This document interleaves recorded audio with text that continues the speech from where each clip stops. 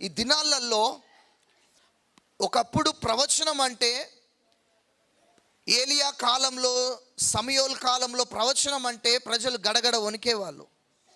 ఈ దినం ప్రవచనం అంటే విలువ లేకుండా అయిపోయింది. ఎవరు ప్రవచిస్తున్నారో అర్థం కావట్లేదు. దేవుడు అంటే భయం లేకుండా అయిపోయింది. ఇష్టానుసారంగా ప్రవర్తిస్తున్నారు, దేవుని దుఃఖపెడుతున్నారు. దేవుని సంఘంలో ఏ విధంగా ఉండాలో అర్థం కావట్లేదు. ఇటు దైవజనుని బాధ పెడుతున్నారు, దైవజనుల కుటుంబాన్ని బాధ పెడుతున్నారు. నువ్వు మారవలసిన అన్నీ కూడా అన్యుడిగా నువ్వు బ్రతికినప్పుడు, చర్చికి రాకముందు నువ్వు బ్రతికినప్పుడు ఏ స్వభావం అయితే ఉందో అదే ఉన్నది ఇప్పుడు కూడా. అందుకే నీకు దేవుడికి మధ్య ఒక అడ్డుగోడగా ఉన్నది. సమాధానం రావట్లే, ప్రార్థనలకి ఆగిపోయాయి,